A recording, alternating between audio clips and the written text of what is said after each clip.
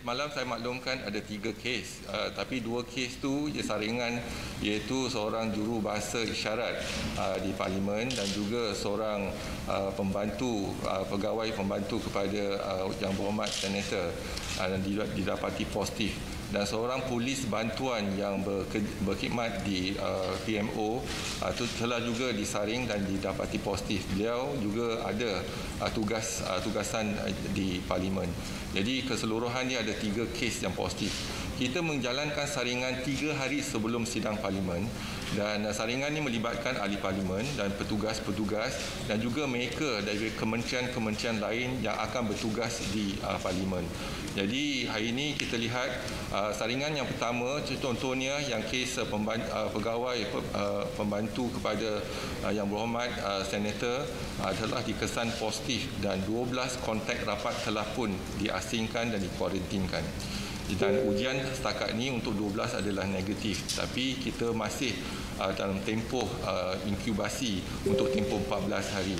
Yang jurubahasa juga dikesan positif iaitu sebelum sidang Parlimen, iaitu 3 hari sebelum sidang Parlimen, dan kita juga telah mengenal pasti 7 kontak rapat dan sekarang ini telah dikuarantinkan. Dan yang untuk polis bantuan yang berkhidmat di PMO ada tugasan khas di Parlimen, beliau juga dikenal pasti positif, dan juga 3 rakan beliau positif dan juga isteri positif. Jadi saringan sedang dijalankan di PMO. Contohnya ada kluster baru yang telah dikenal pasti, iaitu kluster Sri Dana, iaitu melibatkan 5 kes polis bantuan. Jadi sekarang ini yang penting ialah kita melihat kepada saringan iaitu sebelum sidang Parlimen bermula.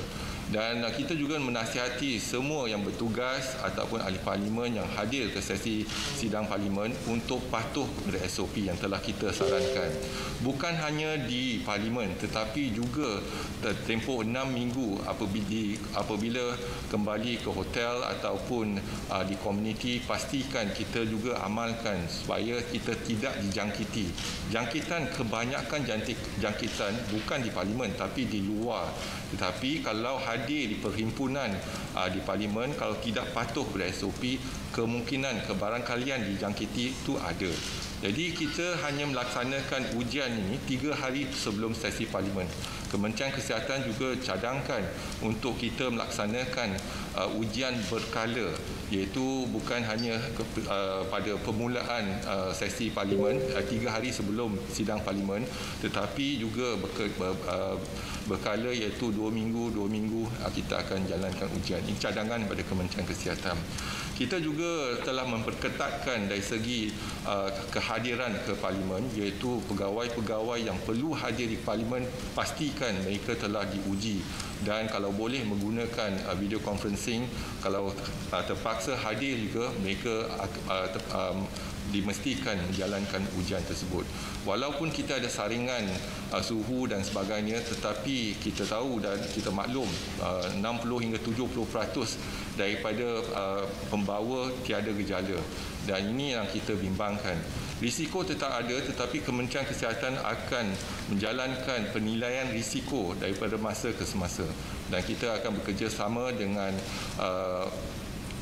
kementerian-kementerian lain untuk pastikan kita boleh memutuskan jangkitan ataupun mengelakkan jangkitan yang berlaku di Parlimen.